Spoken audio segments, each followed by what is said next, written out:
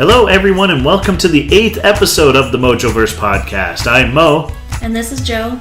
And on this episode, we're going to be doing something a little different. Not only are we going to talk about the new anime Your Name and Rogue One, but we've also brought in a couple of friends who are really into Dragon Age and have actually gotten us to start playing, so we'll talk about that in depth.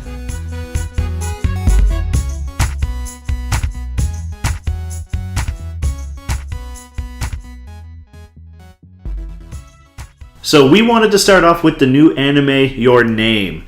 So Joe, what did you think about that? I thought it was pretty cute. I'm surprised it got as popular as it did, because it did really remind me of the movie Lake House with Keanu Reeves and Sandra Bullock.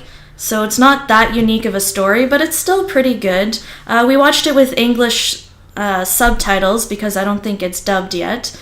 I thought it to be a little bit awkward at the beginning when they weren't sure what was going on, because I can't imagine in the end falling in love with someone that has literally been in your body, and I'm trying to say that as not a dirty way. Yeah, it was for the first little bit you didn't really know what was going on, and it was confusing and started off fairly slowly. But once they got into it, they put in like a bit of intrigue and suspense, and then you really started to care for the characters and really understand what was going on. So that did help a lot. It really picked up in the middle. Yeah, the characters were really likable. The moments when the little sister catches Mitsuha in her bedroom when she's as the guy, that's pretty funny. Yeah. Well, if you'd expect just wake up and you're a girl, that's usually makes sense. So it is funny. There was a lot of comedy throughout. I always get uncomfortable when they always have like the swaps and stuff, because you'll see somebody else living body switches, someone else's life, so they actually go in depth. I'm glad they actually made each other's lives better and not actually screw it up, and people around them weren't noticing it as much. And that was good. It's so easy to portray that as a bad thing, right? But they devised a system, when they were taking notes and saying, this is what I did today, this is what I had you say to this person, and they would just read that all the time. And you're not allowed to do this or say that, so they had some ground rules, which is good. And it was neat also to see the two characters, because one lives in the city and the other lives in the country, and they both don't like it there. So they want to switch anyways. That was the point, I believe, is to see that the grass might not always be greener on the other side, or to get a different perspective of things. Yeah, and there's one point too where they try and meet up and they don't, and it's very stressful. It really is, but it was good. It was a little bit frustrating, especially at the end, because there's not much of a closure, and I kind of want to see them, like, they see each other years later, and they're not completely sure that it is each other. I hope they remember, but they don't show you that. Yeah. It's one of those things where they kind of leave it up to interpretation. It really is. But it was good. Like I said, the suspense in the middle really did get you caring about the characters. But I have to say, all in all, I did enjoy it. A couple of issues, I was losing interest right at the beginning, like I said. But no, it was good. I enjoyed it. So we went and, being a massive Star Wars nerd like I am, we went out and watched Rogue One. Honestly, I don't really know what to think about it. Being as big of a Star Wars fan as I am, I enjoy that story was told. They address a few things that happened in Episode 4, if you want to, we'll use 4. And there's a few glaring questions that number 4 brought up, and they address that in Rogue One, which is really good. And then we have Rogue One leading literally directly into A New Hope. So, it's almost like the idea of the movie was better than the movie, but it was still good. Yeah, there was some...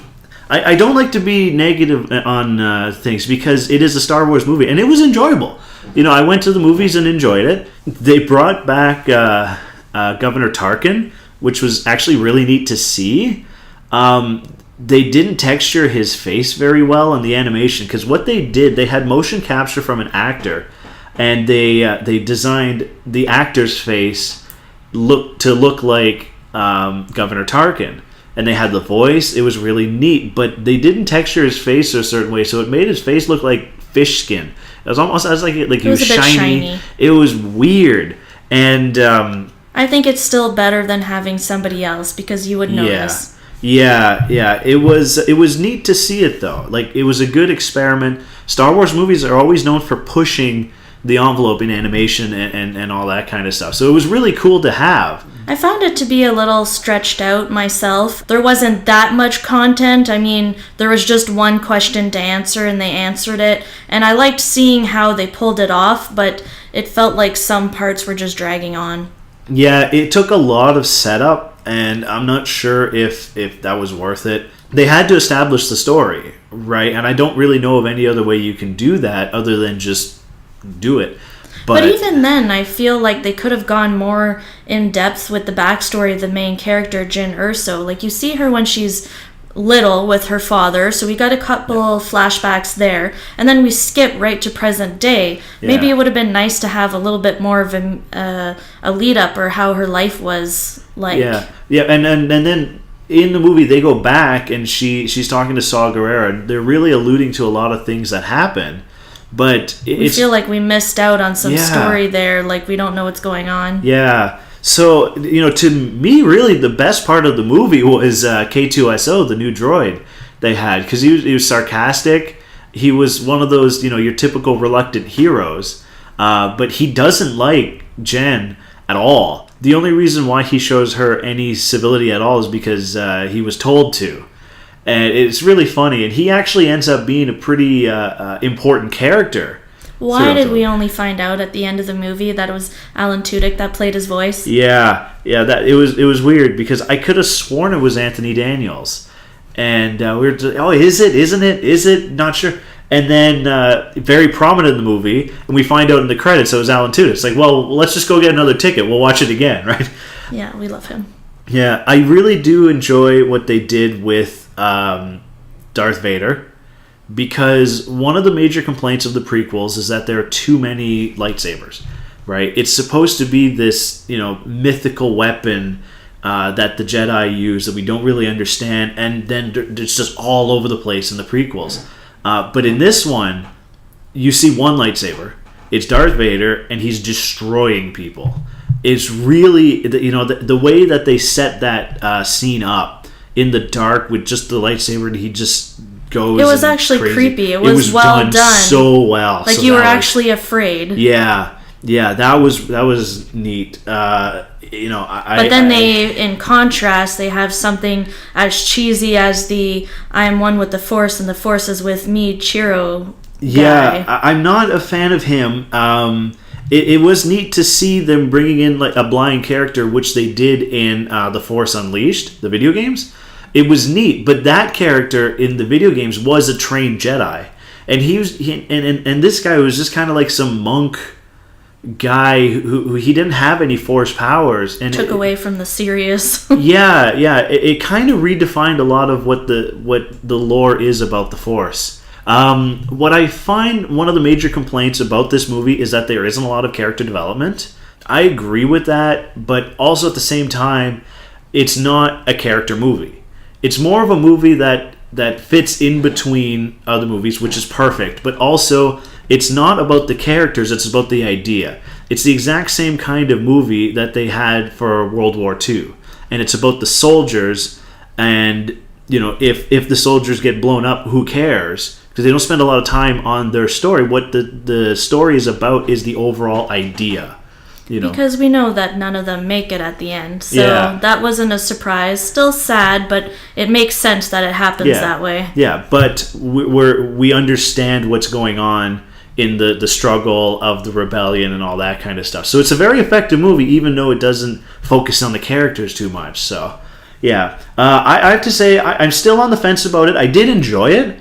There's some really good things that they did, and then there's some glaring issues they have with it. But it was a fine movie. I really did enjoy it. Yeah. So we've already recorded a part of the podcast with our Dragon Age experts. And we are going to cut to that right now. We are talking major spoilers in it as well, so just a fair warning to you. And I hope you like the rest of the podcast. Okay, so we're here with a couple of friends, really good customers of the store, and self-proclaimed Dragon Age experts. Hello, I'm Paulina. And I am Kyla. So we've been playing a lot of Dragon Age, me and Joe. Joe played through most of the first one, plus almost all the DLCs. And then I've been really a part of Dragon Age 2. We just finished that yesterday. So we figured we would do a section of the podcast that's dedicated just to Dragon Age. So first we're going to start with Dragon Age Origins. That's the first one for the PS3. We want to start with talking about general feels about the first one. Really beautiful soundtrack. I enjoyed it. The dialogue is amazing. You can actually spend hours talking to each character and really get to go in depth with their backstories. Loved all the companions. There's actually romance in this game. I would have played this sooner if I would have known about this. And we said that too. Yeah, you actually get to choose your romance options. I think there's 4 in the first one. Two of them for girls, 2 of them for guys. Yeah, that sounds about right. There's two for both. 2 for and both. 2 straight. Yeah, so there's 4 more romance options. 2 are And straight total. and 2 are bi. So yeah, that's correct. Unless you're including Awakenings. The last DLC then. You can kind of So there is actually an expansion to Origins as well that we'll talk about later. Yeah, so the first game is Dragon Age Origins, right? It's not just called Dragon Age or anything, it is Origins? Yes. Yeah, Okay. Dragon Age Origins. And Okay. And then there's a whole bunch of DLCs as well. Yeah, Yes. to add on to that, yes. Okay. Expansions. And these are actually really worth playing because it adds a lot of extra story. One of them in particular, the Golem of Amarak, I believe. You actually get to have a whole extra companion, which is Shale the Golem. So that adds a lot more gameplay hours. But that also came into play for Dragon Age 2. They brought in a lot of the story from the DLCs as well, so they are worth playing. Well, what happens with the Dragon Age universe is with the first game you play, the choices you do affect the next game. So depending on what kind of choices you made in Origins, it will affect the world in some key aspects in Dragon Age 2, and later on when you get into Dragon Age Inquisition, which we're not talking about today, but a lot of the choices you make in 1 and 2 affect what happens in the world later on. For example, in 2, if you made Alistair King, you get to see him, but if you made Loghain Warden, you end up with Alistair ends up as the Warden friend of Hawke instead. Okay. So every single choice that you make does have an outcome. It is important. Some are smaller than others, but some change the plot completely and the world completely that you end up playing in. Yep. So all in all, if you're going to play this game or have played this game, you definitely want a guide to get the outcome that you want. I disagree with that. The first playthrough should be done with Yes. Son's guide. But here's my opinion. In my opinion, the first time you play through, you should not use a guide because you should go with your gut instinct on what choices you make. Because if you go with a guide, then it kind of gives you minor spoilers about what might happen later in the game, and I don't like that. Like, after I play my first playthrough, then yes, I'm going to use a bit more of a guide so I can figure out, okay, where can I find this bit of armor, or okay, I really, really like this character and I want them to be my friend. What do I have to say to them so they aren't going to chop my head off? And stuff Which is a possibility. I do have to admit Stan I doesn't do like spoil a lot. For example, if in the Ashes quest, when you're finally approaching the Ashes, if you defile the Ashes instead of keep them pure, Liliana will right then and there turn on you and try to kill you. So there are several parts in the game where your companions can leave you. You can straight up not recruit them at the beginning. You can piss them off and have them leave. You can tell them to leave. And I think each one has a crucial part in the game, which is a turning point whether they stay with you or not. Yes. There's also an approval rating system. So if you're not friends, if your friendship isn't high enough with them, they may also leave. Yes, that's correct. For example, Zevran, if you don't have high enough approval rating with him, which I think you have to be 95 or above. You have to be above 65. 65, okay. When you get to Denerim the second time and you go into one of the alleys and you're stopped by his previous companions, he will turn on you and try to kill you. So betrayal, despair, that all happens in this. But it's fun. It's fun surprises though. There's lots of twists and turns. There's lots of points where you don't expect things coming, so it keeps you guessing. So let's go into the companions then, with who was our favorites. We'll start with purely friendship companions. Okay. So purely friendship companions. From Dragon Age 1. From Origins, yeah. not 1. Origins. So if I was going to pick someone that was for purely friend reasons, it would be a tie between Morgan and the dog. Because, one, Morgan is a very sassy, independent woman, and I have a feeling if I was ever in a tough spot, she would help me get out of it and then probably scold me for getting into that spot in the first place. And the dog, because the dog is just the most adorable thing in the world, and he's all cuddly and stuff, but when someone ever tries to threaten you, then that person's in big trouble, because you do not want to tick off a Mabari. The dog is very loyal. Yes. You also just might lose a limb. So the dog we're talking about, it's called a Mabari. It is really important at the beginning of the game that you cure the dog. Cure the dog!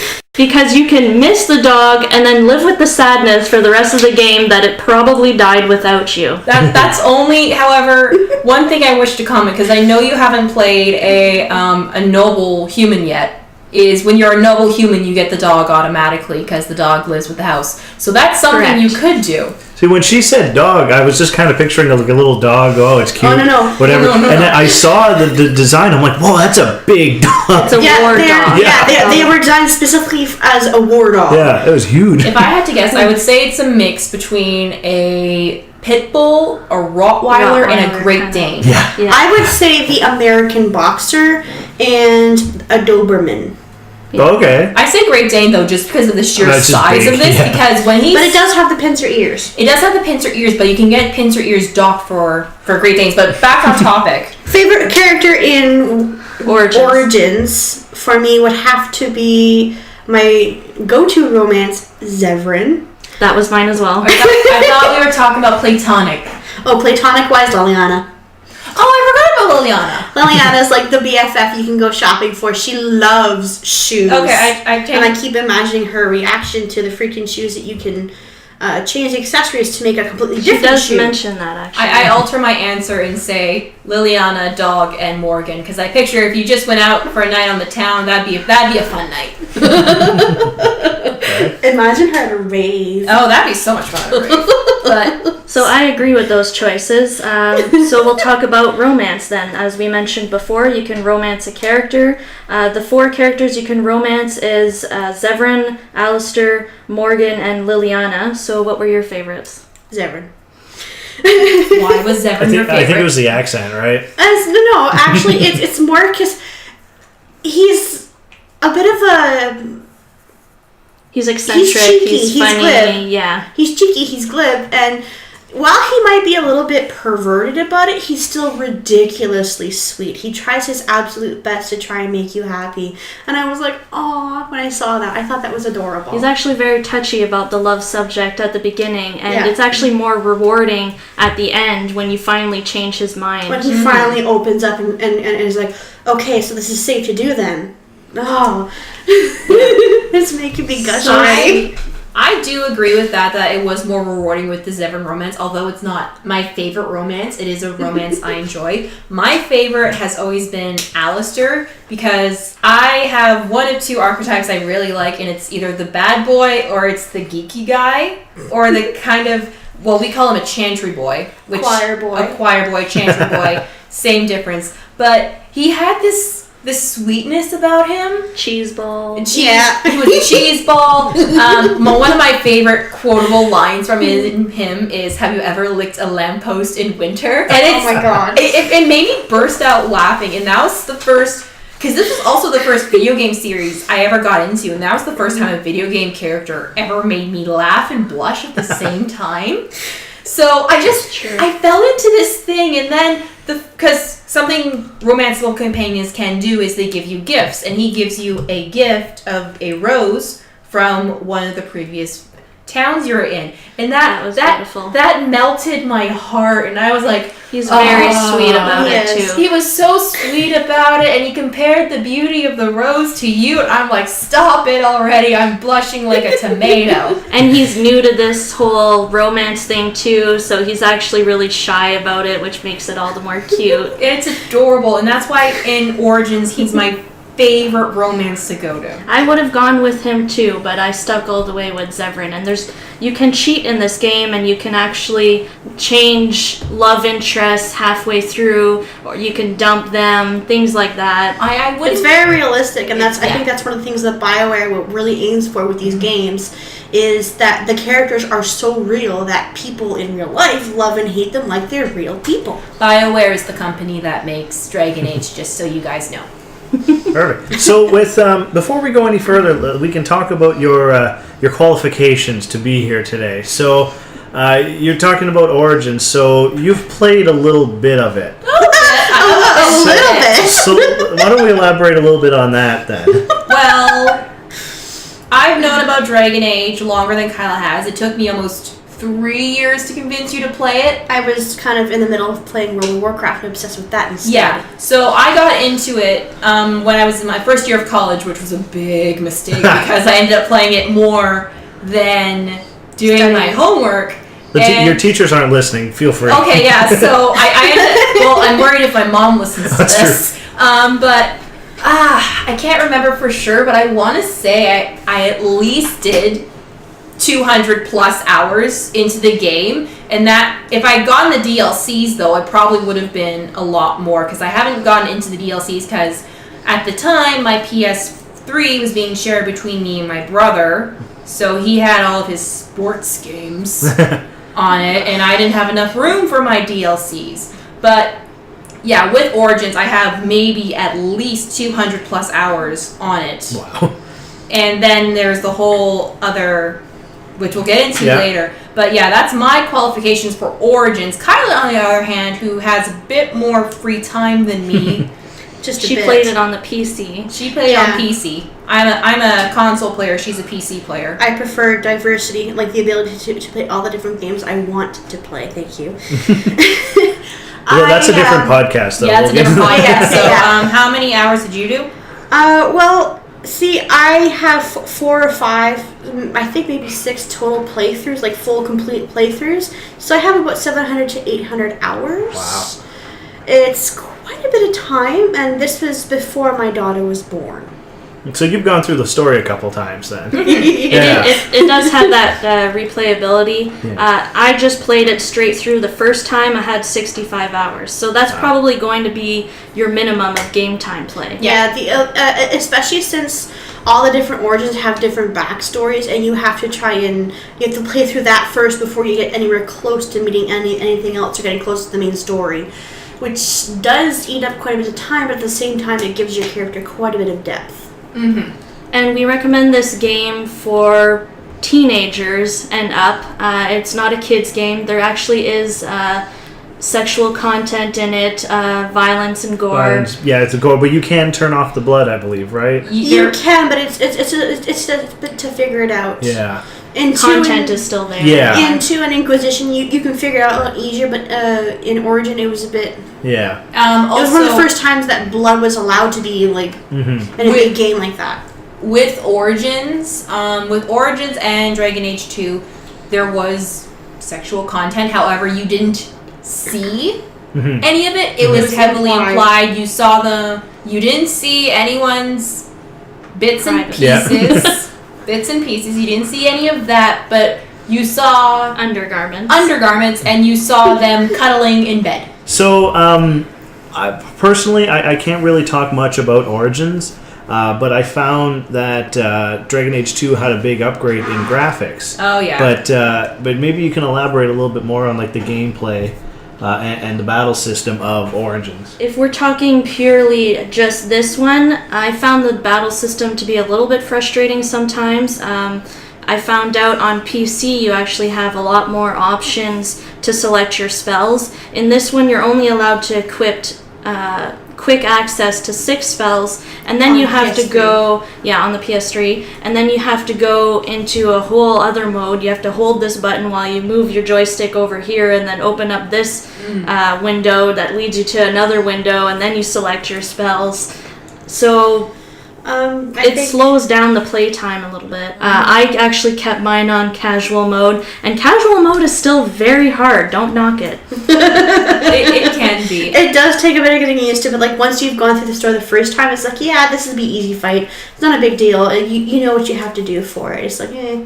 Gameplay wise, I found with 2, I kind of preferred the battle system more because, I always played as Rogue, because that's my go-to class. So actually, it's both of ours. The move sets with the rogues were a lot more flashy, which is kind of weird for a rogue, but it also seemed more realistic. Like rogues would be more acrobatic; they'd be able to get out of these situations with that kind of thing. And they can actually do a lot more, like unlock treasure chests They're without needing a key. In your party. But that is neat how they do that, because traps. then who you bring with you is not just a battle thing, but it's also an environmental thing. Mm-hmm. So you can get rid of the traps and pick the locks and that kind of stuff. And too. with Inquisition, they expand upon that even more, but that's for a different time. Mm-hmm. I loved the rogues for that reason. Like if I made myself a rogue, or if I had her in my party, you could kind of make everybody stay at one place with the hold option, and then sneak ahead and kind of scout ahead. It was really nice. We didn't use that much.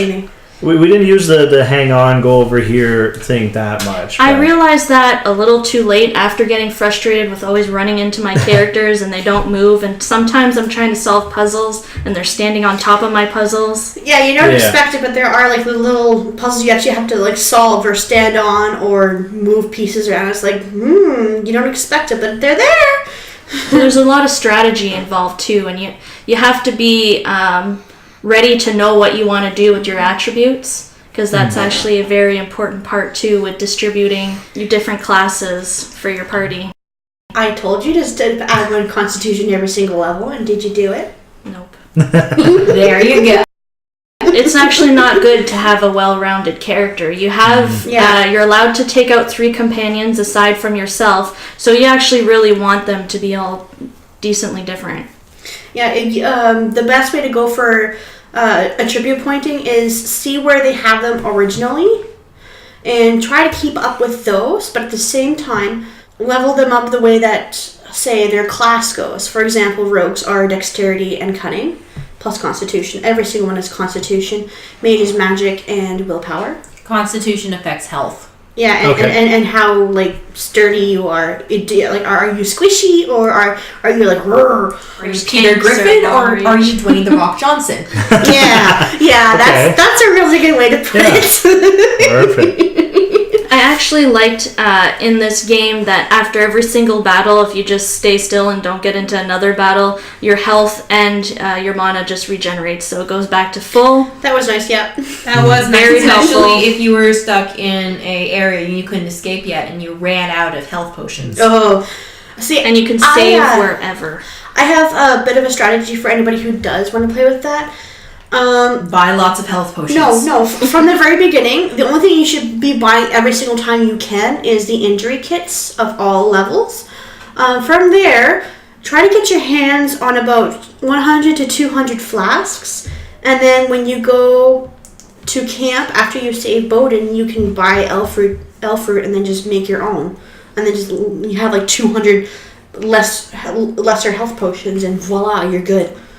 So that's to say that you actually can create your own potions as well. So there's crafting in this game, which actually leads into different skills. So you can actually select which skills you give to which characters. There's poison making. So if you upgrade those skills, it depends. like how good of a potion that they can actually make for poison, trap making, combat training, coercion. Coercion is actually an important one because you can persuade certain characters to resolve certain situations the way you would like them, especially if you want to resolve them peacefully. It does take some convincing.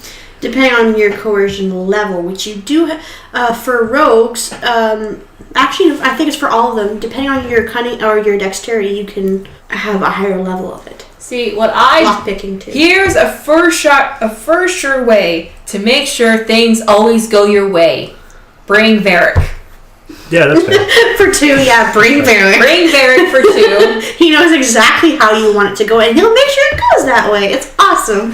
For one, you want to make sure for Origins, you want your persuasion level to be high, but for 2, always bring Varric. So we've been talking a lot about the technical and everything behind the games. Maybe we should actually get into the storyline. Okay. So basically, what's going on? Oh, well, depending on your background, you could be a mage, a human noble, a dwarf, either caseless or noble, a mage from the Circle Tower, or a Dalish. And that's the group of elves. The elves. The elves, yes. They're called the Dalish. The nomadic elves. Okay. They're not city elves. So that actually starts off your origin story and where you start off in the game. Mm-hmm. I would say the main overall plot is all centered around the Darkspawn. And the Darkspawn are the enemies that you fight in this game. There's a lot of legend or lore around the Darkspawn, but mainly we think that they're tainted people because they tried to go to the Golden City that belongs to the Maker, which is their type of heaven. You're not supposed to go there, so it's a sin. They tainted the world, so now they're forever cursed. That is the basic lore behind it. A lot of people like to blame Tevinter, which is a country, I believe? An empire. An empire in the Dragon Age universe, because they often do blood magic, which is considered to be the worst type of magic in this world is considered bad. Because you summon demons. Because you can summon demons. Not just that, but you're also taking, like, lives. Like, you're... we're talking about magic in general. Oh, yeah. Magic in general. I'm getting to blood magic, though.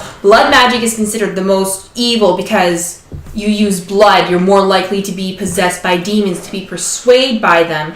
Because mages are more likely to be possessed by a demon than anyone else in the universe. But they do think it's Tevinter's fault because they were doing blood magic trying to get to this place, thus creating an archdemon, which is basically the biggest, baddest, nearly unkillable demon in the entire world.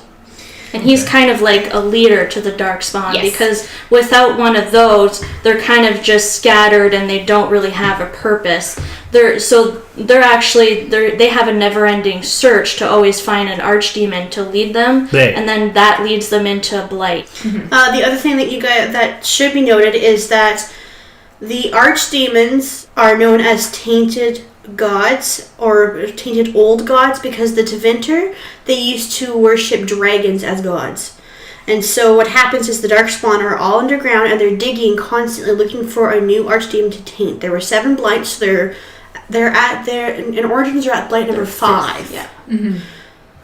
So and the first one lasted hundreds of thousands of years, I believe. And the only fraction that can fight the Darkspawn are the Grey Wardens, which is what you become in Origins. No matter what origin you pick, if you're a dwarf, an elf, or a human, you will be recruited by Grey Warden Duncan, who is a very honorable, very knowledgeable man who will recruit you into the Grey Wardens. I believe he was also the current commander of the Grey at that point. He was the current commander. And the Grey Wardens are the people who are responsible for fighting the Darkspawn. Yes, they are. They're the only ones. Basically they found a ritual where they can drink Darkspawn blood and they can kind of become kind of one with their minds, where they can sense each other. It goes both ways, but they can sense where the Darkspawn are. And the Archdemon, if a blight's coming, they can hear the Archdemon, and that's how they know it's an actual blight. There is a downside to the ritual, however. And it's why it's so secret.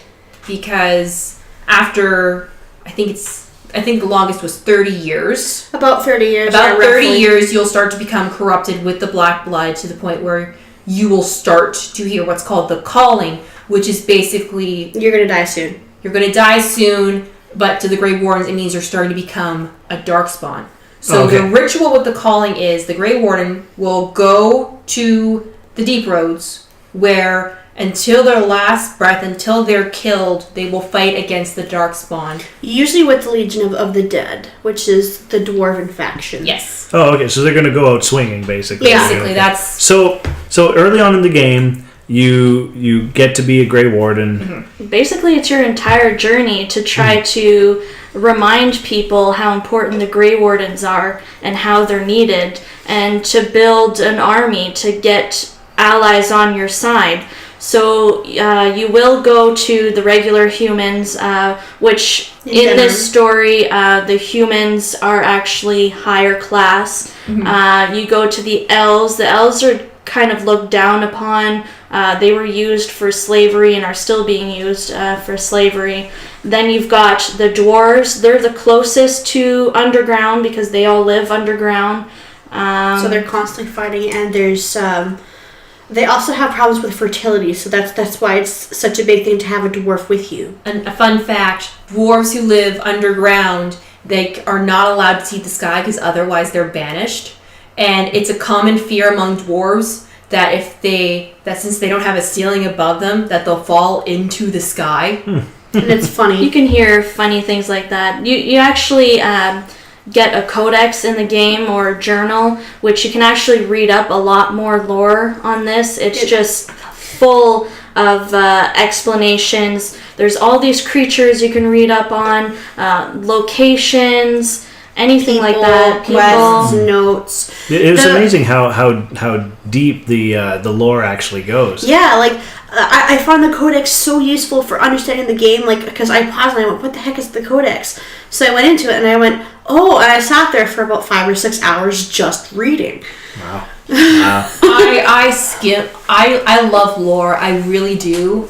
But after I went through my first playthrough, I collected most of the codex, so it's just like, oh, I collected this, I got experience. Oh, I collected this, I got experience. It's fun to tick that off. Yeah, it is. It's one of the fun things to do, and it's also a fun thing to do in Dragon Age 2, where you can get the little satisfaction of collecting all these little things. Yeah. Even if it's just like broken face. So the end of the game, we are going to do spoilers for this. Spoiler warning! Yeah. You can actually decide if your character ends up dying, killing the Archdemon. Or if Alistair dies. Or Loghain, he's another character. Or you can do a dark ritual with Morgan and have somebody sleep with her to create a baby who will basically take the Archdemon into himself. And because the point of the entire thing is Morgan and her mother Flemeth want the old god back, but they don't want it tainted. So the dark ritual pulls the at that point cleansed and clarified and purified spirit of the old god into the child instead of into another dark spawn. And that's what she ends up carrying later. There's no taint in it, nothing. It's a cute kid later on. Apparently.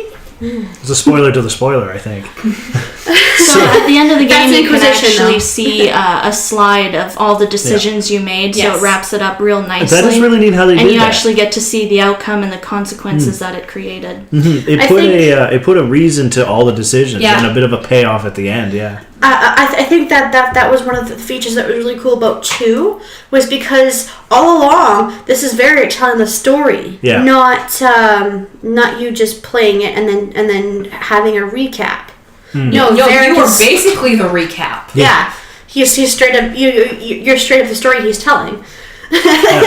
Especially since there's a bit of a false start in the first part of 2.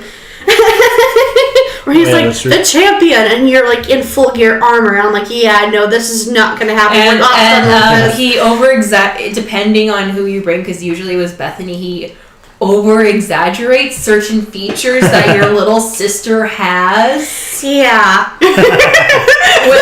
I saw it, and I went, no, that's not. We'll let you figure that out later, what we mean. Before we get into 2, why don't we talk about the DLCs of Origins? Okay.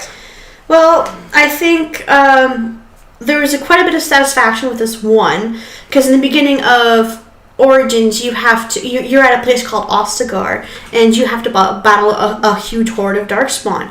And Loghain is supposed to go through and reinforce you as part of the battle plans to take out a whole crapload of Darkspawn. He doesn't because he's mean. Yeah, no, he just pretty much quits the field and leaves everyone, including the king, to rot. And Duncan. Yeah, Duncan. It was a really sad first betrayal that you go through in the game. Yeah. The thing is, I liked one of the quests for that, because you got to go back and kind of kill all the Darkspawn that were there. It was incredibly satisfying. And you get a second chance for the dog. So this is worth it if you miss the dog and you don't feel like restarting the whole game. I feel like you're trying to tell us something about the dog, Joe. I just can't seem to place it. I can't stress enough how important and how much you will want that dog by your side. The other thing that's really, really cool about it is that you can finally and properly put not only King Kaelin to rest, but you can also go through and recover things from Duncan, which really helps with approval for Alistair and Wynne. Another one that I really enjoyed was the Darkspawn Chronicles. I didn't think I would like it because I thought I was kind of finished with the Darkspawn, but in this one you get to be the Darkspawn. And that was really fun, and that actually, I learned so much more about them and how it works and how the Archdemon communicates to them and the different kinds that there are. The DLC that I liked was, I believe it was Awakening, because it actually brings forth a character, Anders, who becomes a companion in Dragon Age 2. So you get to see a bit of what he was like before he came to Kirkwall, which, spoiler alert, he changes a lot when he gets to Kirkwall, which was very disappointing compared to how he was in Awakening.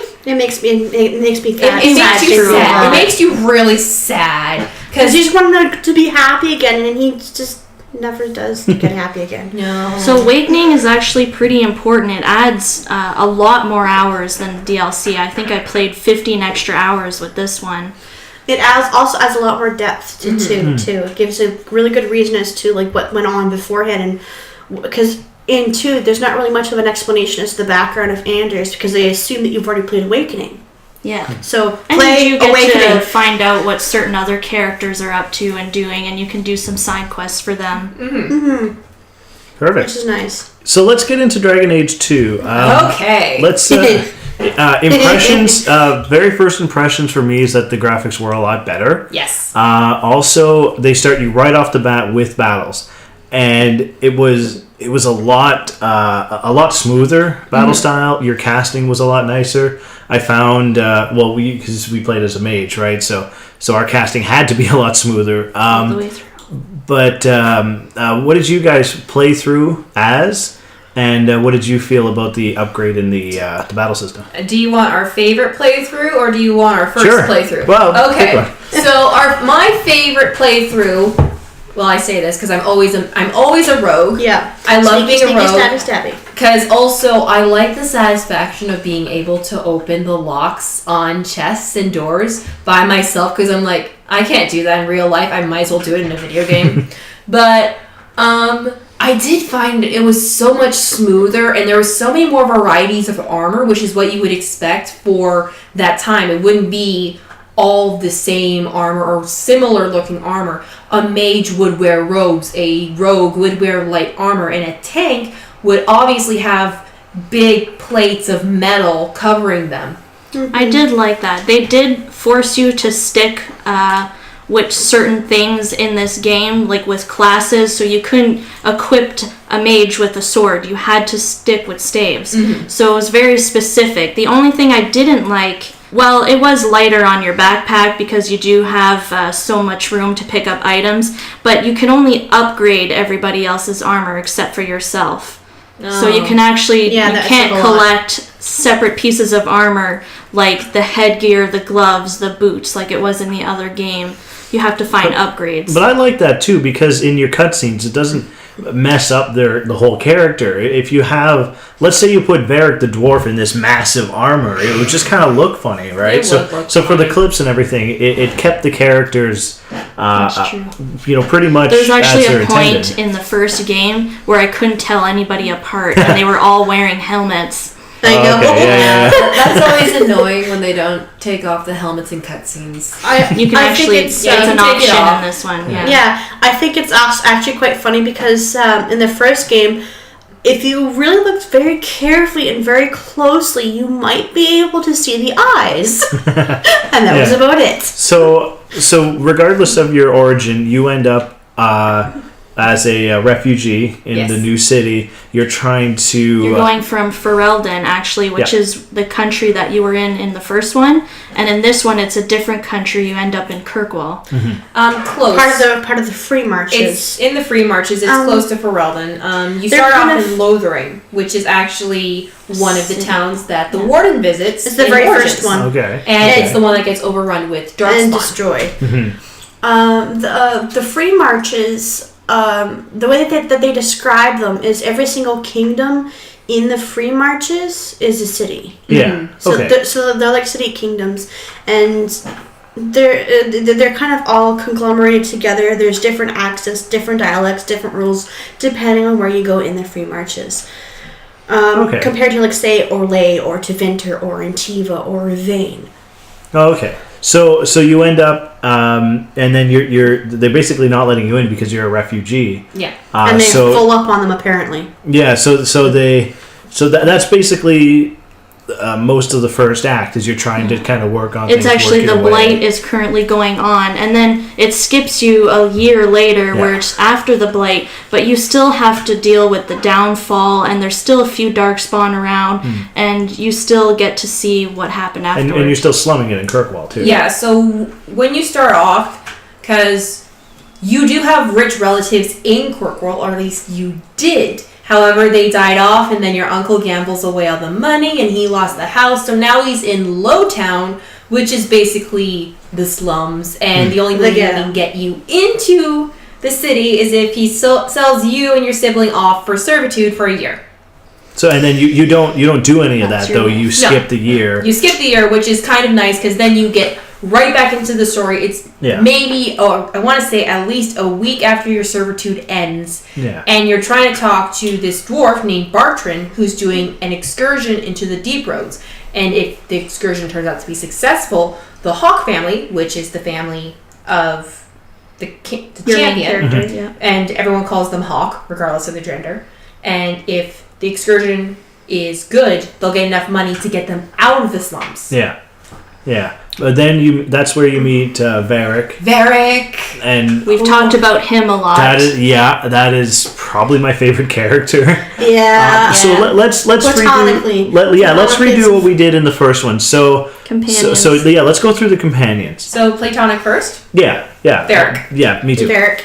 Yeah. He was funny. Yeah. You can always joke around with him. In this one, there was more of a personality system. So every time you talk to somebody, and it actually shows, when it shows your options of dialogue, it actually shows a little symbol which tells you what type of personality you'd be using. So you have the opportunity of doing a charming or a diplomatic or aggressive. Yeah. So we pretty much stuck to diplomatic as much as possible, but when we were talking to Varric, you kind of have to use the sarcastic, joking, right? Sarcastic. I have to make a note of this. If you use sarcastic responses all throughout the game, it actually tailors your automatic responses where you can't choose to something that you've been saying all the entire time. And I have to say, the puns and the way all the jokes are total trash, but they're so hilarious. Nice. But I love Varric. I mean, I've had a weird relationship with dwarves since the first dwarf I ever met in the world was Oghren. And don't get me wrong, Ogren's a funny character, but he wasn't my favorite. But then this beardless dwarf, which I never thought I would see in my life, comes up. And he saves you from this guy who picked your pocket. And it was like, you don't have enough class to try to take down Hightown. He punches the guy out. And he gives you back your cash. And he's like this suave, charming guy. And he's so funny. And the chest hair. Oh my god, the chest hair. Yeah. So you actually meet Evelyn as a companion first. Yes. Right? And then when you're in the town, you meet Varric. Carver is going to be there automatically. Well, it's either going to be Carver or Bethany. Going to be Beth. That's right. Depending on what class you chose. If you're a mage, you get Carver, and Bethany dies. But if you're anything else, you get Bethany and Carver dies. Oh, okay. Which your family story is gonna suck either way. Oh, it's brutal. And your mom's she's gonna low key kind of blame you for what happens to Carver until for everything, actually. For everything until I think it's the third act. Yeah. Yeah, until the third act, and then she's murdered. Yeah. Well, way to spoil it, Kyla. That's a good way to reveal that. The way that it was done though, like the way it went about, it was so creepy. Yeah, that was. Let's get back to the companions, though. More on that later. More on that later. But the companions, Yeah. I liked. Aveline is basically your straight man, where Varric's your comedy man. So their dynamic was very interesting at first when they first meet, because that's the first three companions you have is your sibling Aveline and Varric, because those are literally the first three you get. Yeah. It's actually like collecting a band of misfits, and they're each completely different from each other. So you'll actually have a lot more arguments in this one, I find. And a really hard time to try and please everybody, though. Oh, yes. Don't get me wrong. Every conversation you have either brings someone's friendship up and brings the other two people down, or two go up, one goes down. It's so hard to maintain. If you ever want to try to make everyone happy, do not have Fenris and Anders in the same group. Yeah. When you're dealing with Templars or mages. Yeah. Or slavers. Well, no, they don't. They're kind of. They have the same opinion about slavers. Yeah. But mages or Templars, no, they cannot be in your party at the same time. Especially in this game, there's huge emphasis on the divide between Templars and mages, and that's actually the main focus of the entire plot. And the really cool thing is, BioWare in every single one of this game, including all the Mass Effect series, has always put a big emphasis on the two divides, but there's always this huge gray area in between. There is no black and white with this. It's so mixed in together, it's ridiculous. Yeah, there's a lot of times where we want to side with the idea to keep the mages in the circle, but we're playing through as mage, so it's kind of funny to. And you're like, holy crap, we're stuck here forever. No, send him to the circle, but me, I'm fine. You will get different dialogue, so I do like that. Speaking of mages, another mage that you can collect, as Joe put it, is another misfit, which is a Dalish mage elf named Meryl, who is possibly the cutest elf you'll ever meet. However, she's very scary. Very scary. She has like a childlike She's a childlike innocence with blood magic, which is not a good combination, Meryl. No, like it made me sad when she finally ended up realizing what the heck was going on there. And the consequences of her actions. Everyone goes kind of through a hard time, and you have to kind of steer them towards the right direction. Or the direction that you think is right. But that's neat how they do that with the companion quest, too. That you can actually go through the story of your companion, and it's different for each of them, right? In this game, I actually really enjoyed that if you get your companion to you get the option to do either 100% friendship or 100% rivalry, and even though they call it rivalry, you're not enemies with them. They'll respect you and you'll still be friends and they'll still stay with you. It just means that they don't agree with your decision. It's kind of like your rival from an opposite team. It's like frenemies. Yeah. Yeah, well, I wouldn't say frenemies because I don't know how it gets sometimes. But they wouldn't. They're not going to leave your party at the point where they would leave if they're full friendship or rivalry. Yeah, either way they'll stay in your party. So it's pretty cool. And another good part is that once you reach 100, you cannot go down. So they are locked in. They stay like that. It makes the rest of the game a lot easier if you accomplish this early on, so that, like Mo said, you don't have to lose approval rating with whoever you have. You can just stick to the party you like. It's also especially critical with Fenris, Because if you do choose mage options later, he won't hate you for it. He'll realize that you're doing it for a reason and that there's another completely opposite reason from behind it. He realizes at that point that mages are pretty much just as much of a slave, especially in Kirkwall, as they are as much as he was in Tevinter. And it's he kind of starts to sympathize with it. It's pretty cool. Fenris is another companion you get. He is a ex-slave from Tevinter. He is an elf. One of the interesting traits that he has is his skin is infused with lyrium tattoos, so his hand can literally phase through someone's body and grab their heart and pull it out. And big plus for Joe, same guy that voiced Baltier in Final Fantasy 12, so that's very nice too, right? Very nice voice. Yeah. His voice is smooth. So I guess that can lead us into the romance option. Right there.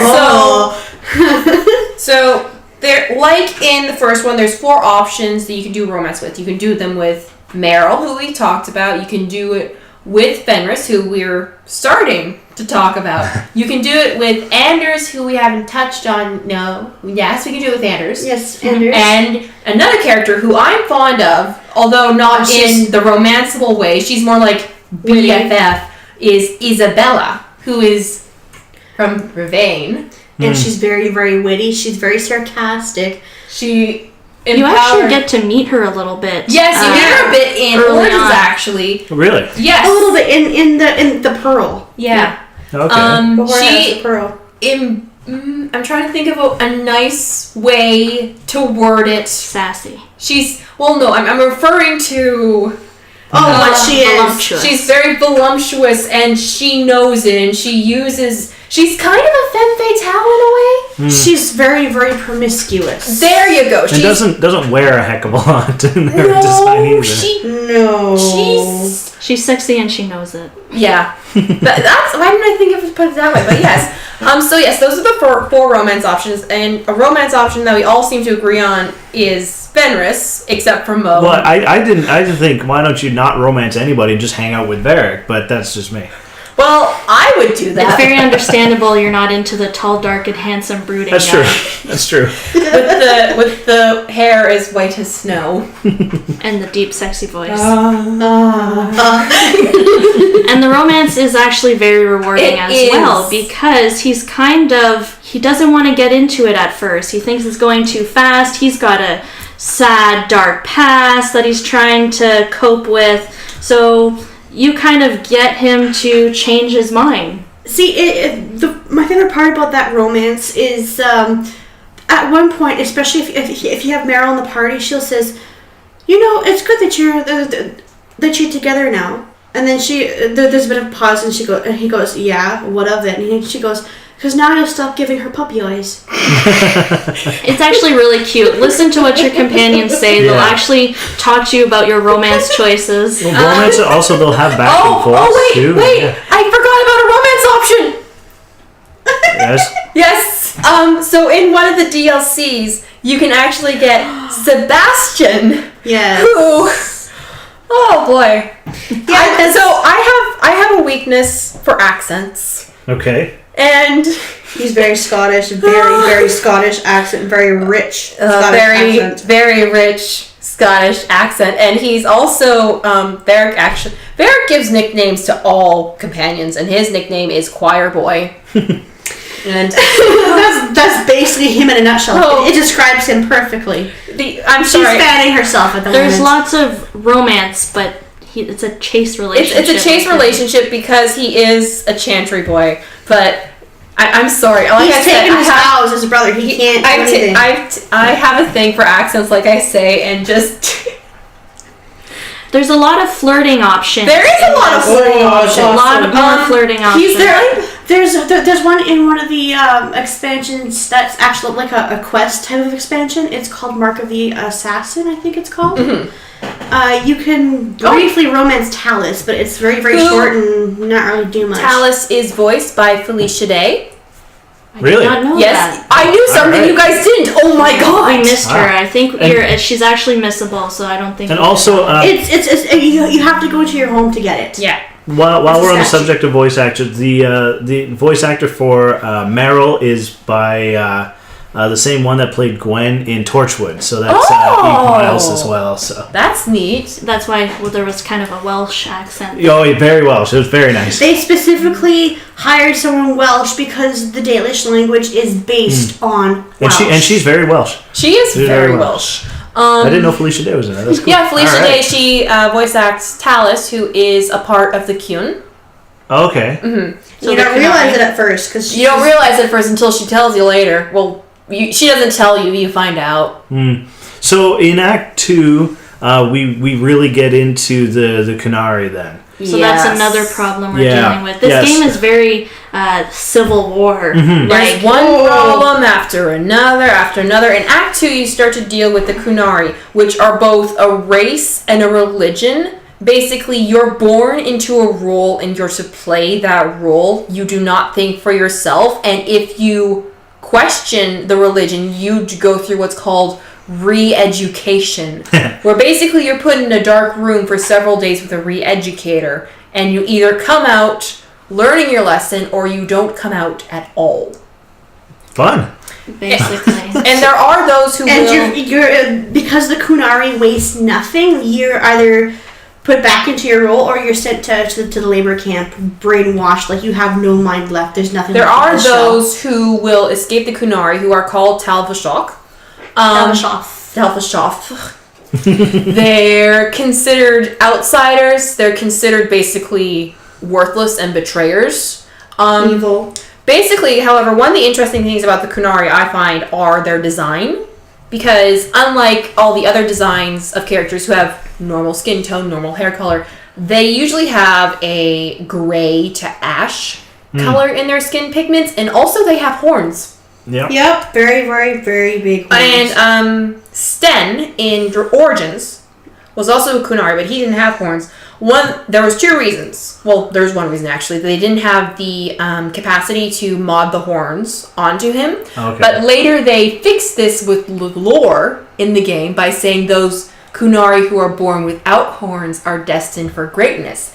And I don't know if you want to get into the comic books a bit. I didn't know there were comic books. There are comic books. I'll lend you guys them. But later on, Sten becomes the Aeroshok, which is basically the leader of the Qunari. He looks a lot better as Aeroshok, I must tell you. Yes, he does. So basically, in Dragon Age 2, the Qunari, they've landed there. They say their ship crashed and they're just waiting for another ship. Yep. We find out that they have ulterior motives for being there. They can't leave because they're searching for something that was stolen. And it may or may not have been stolen by one of our companions, maybe, allegedly. Maybe. So it was maybe stolen by one of our companions. She does not like going to the Qunari encampment. Yeah, I decided to protect her, but I sort of feel mad because I feel like she kind of started this entire war. Yeah. Well, she didn't mean to.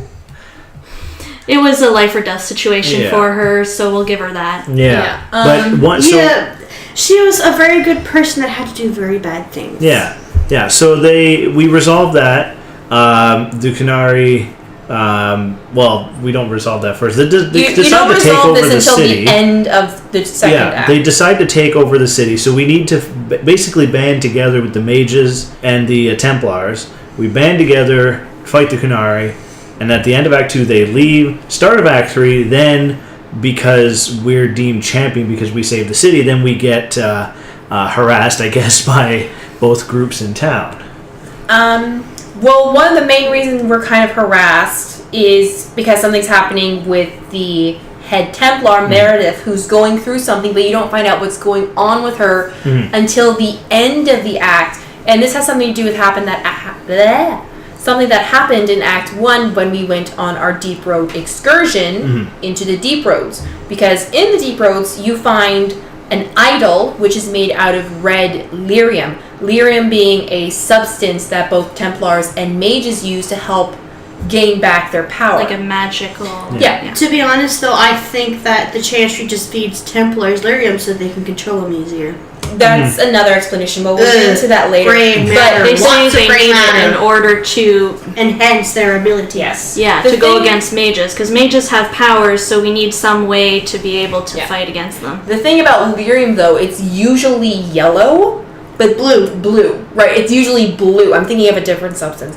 But lyrium is usually blue. However, this lyrium of the idol is red. And you can tell just looking at this thing, it has this demonic presence. And it actually made Varric's brother, Bartran, lock us into the room, waiting for us to die while he took the idol.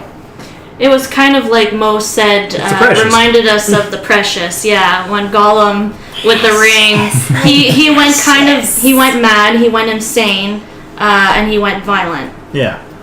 So basically, third act, political uprising. They make you choose, so there is no way for us as the champion to remain peaceful and neutral. They should have had a neutral option. But no. You have to fight on one side. It doesn't At that really point, end though, it's well kind of hard way. to stay out of it because it's the entire city.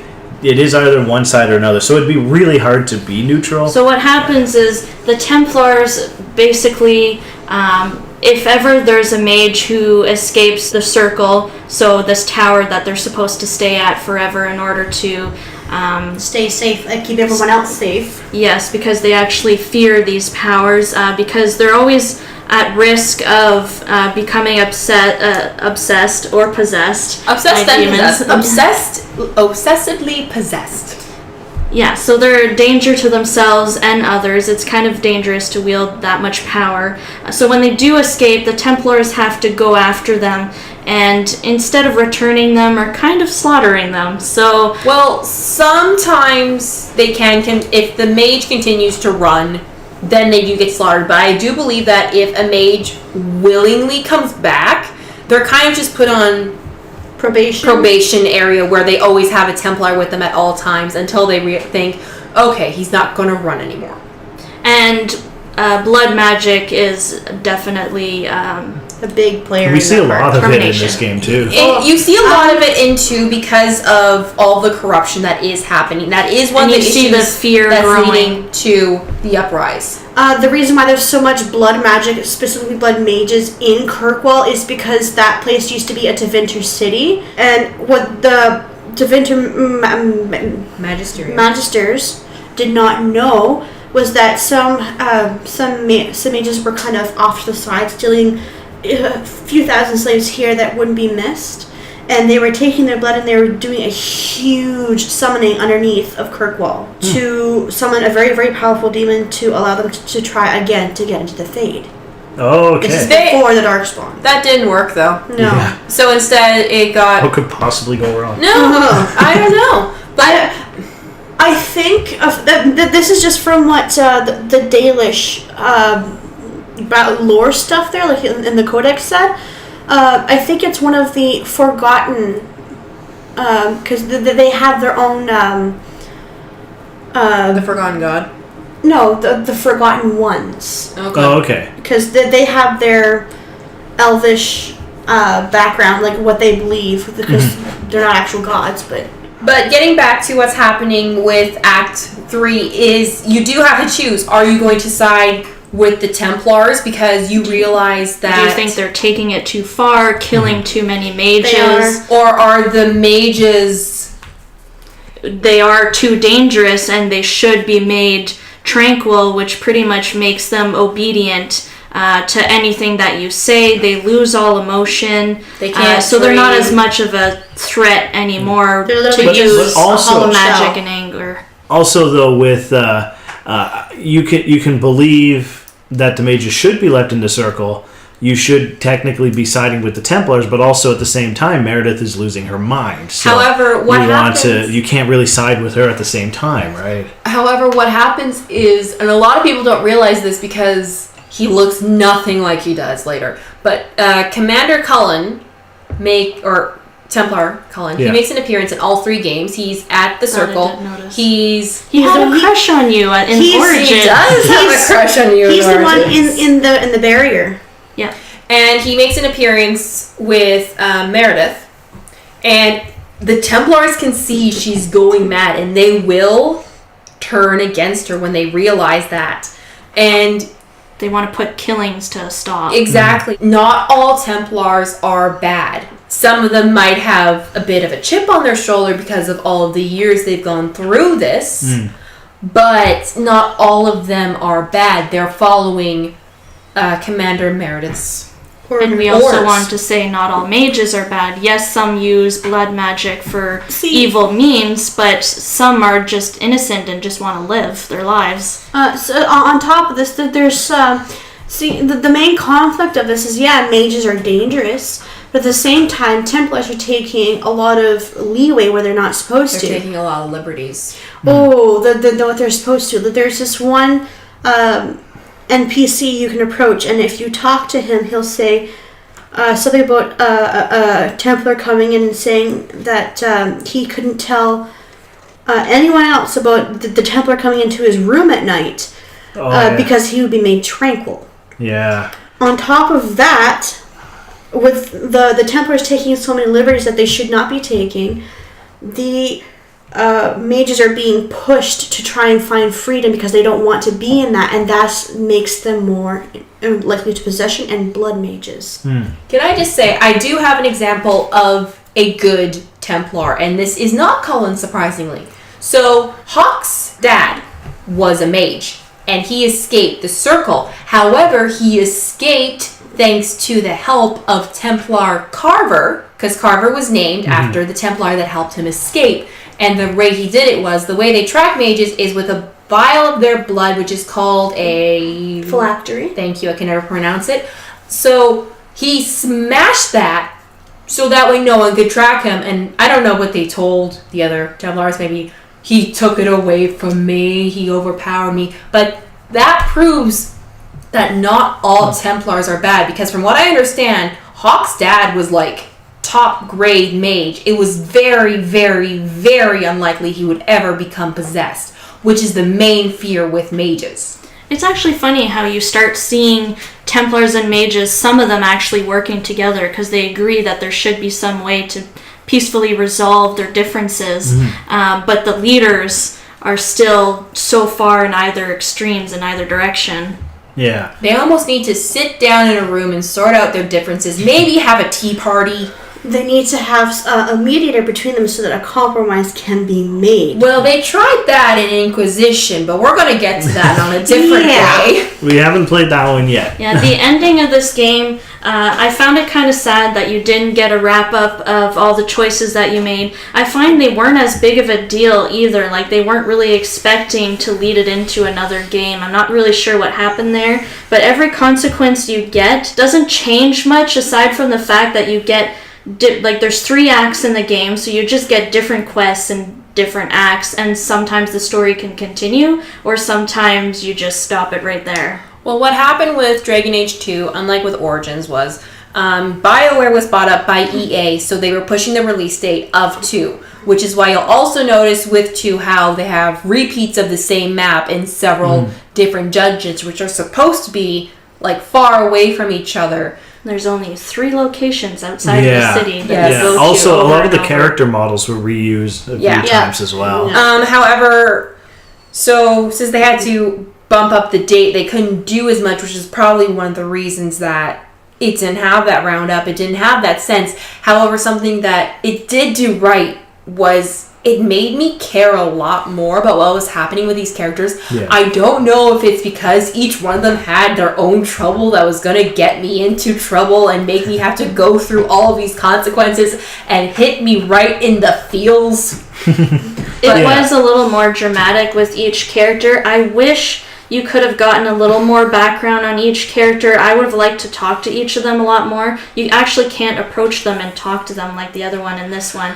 But then you run out of dialogue halfway through Origins anyway, after you've asked all the questions you want. Yeah, it really does bring you through the story a little bit more. Instead of just front-loading all the dialogue, it does kind of parse it out. You need to do the quest. Like, there's the companion quest, I think, in every act. Yes. So it really brings you through the story with the character. A lot less gifts to give them, though. Yeah. So you gotta try harder. Yeah. Decisions affect a lot. However, something I find that's cute, I'm not sure if this is with the others. I do know it's the most noticeable with Isabella and Fenris, is when your relationship meets a certain point, they wear the ML crest or a scarf somewhere on their body. And that just kind of warms my heart in a way, like, they have a piece of a piece of me with them at all times, and it's like, oh. You do notice that. It is actually nice to see what point in the relationship you're at, too. No, it's good. So with its repetition in the characters, it's like we mentioned, it's also a shorter game. It is a shorter game. We played through it in about 40 hours, I believe. And that's not going way into it, but if you're just going to play right through the game, around 40 hours with that, so it is a shorter game. But I find with the upgrade in the graphics, the gameplay, the battling, I do really enjoy that one as well. So. And I did get to see Zevran again. There's a little side quest with him. I wish they would have pushed the whole, like, where am I in that world? But apparently I read that there's a glitch. He won't flirt with you if you romanced him in Origins. No. He won't flirt with your new character. Otherwise, he would have said something. So that's a nice little thing that they added. The only thing is they didn't make him as attractive. His hair's shorter. It's a little bit different looking. There's a fan theory going around. Well, there's 10 years difference, right? Well, there's also a fan theory going around of why that happens, because you also notice that besides for Meryl and Fenris, all the elves kind of have this odd look to them. And people say that's because Varric's telling the story, and in his opinion, the only people that look good are his friends. That's a good point, actually. I chalk that up to character design, but the elves do have like a bit of a stretched look to them. They have a swimmer's body, basically. Yeah. Can I just mention that I'm glad for the customization part, where it's the only one that has long and wavy hair. Because in Origins, and we started a little bit of Inquisition, it's all short hair, bald, or straight, but hardly long. Yeah. Well... No curly hair. I know it's upsetting. Mods. Yes, Kylo, we know about the mods. But I have a theory for that as well. You can't really have long flowing hair if you're a warrior, because it's going to get burned, it's going to get cut, someone's going to grab it and try to chop off your head. As for the wavy hair, maybe it's not a common trait in Ferelden. Yeah, that's true. But we managed to get the character for Dragon Age 2 to look pretty close to Joe. Yeah, it was. We saw it before we started this. Yeah. It is a very good likeness, very pretty. Not as pretty as Joe, but yeah. It puts you more into the story. It does. And actually, something that we forgot to mention was that your character actually has a voice in the second one. Yes. Yeah. In Origins, your character does not talk at all. But in this one, even though you select certain dialogues, she will speak them out loud. Yeah.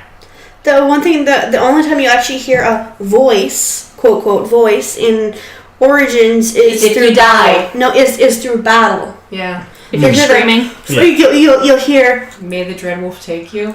Not just that, but for the Grey Wardens, or quick, over here! That's true. Things like that, little things. But this one you can actually change the voices a little bit, actually, and deciding on which personality you go with actually adds a different what kind of comments you say. They will change the inflection of, if you're very assertive, for the whole game you use the aggressive, then she'll be very strong, or if you use the diplomatic or sarcastic. I want to play the game as sarcastic, but we call it angry hawk, we call peaceful hawk, and then there's sarcastic hawk.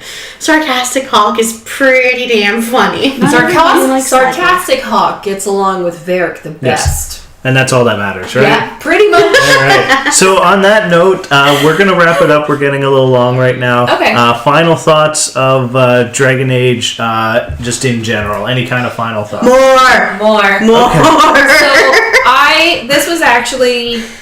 I liked Pokemon before. I never really got into console games. This was the first console game I got into and was really excited about. And it's actually what got me into playing more on the PlayStation. And... this is one of my favorite genres, where you get to customize your own character. You get to do RPGs. You get to have a romance option with believable characters. And The story's amazing. It's great for someone like me who loves lore, who loves to hear about these characters' past. And also with the fandom, there's fan fiction, there's fan art, there's communities, there's cosplayers, and it's so amazing. It's pretty big. It's gotten huge. And it's such an inclusive community where anyone can go if you're gay, straight, if you're Muslim, if you're Christian, if you're trans. If you're trans, it's amazing, and I love it. I so always love it. This Yeah. will always be one of my favorite video game series. BioWare is one of my favorite video game companies. In my opinion, they can do no wrong. They're Canadian. They're a Canadian They company, are. which is They are. amazing. But they can do no wrong in my book, and I look forward to seeing the next Dragon Age video game that comes out, which it better come out. We will talk about Inquisition there's- once me and Mo there's- finish that one. That's for the PS4. Yep. There has to be another game because there's no resolution for Inquisition.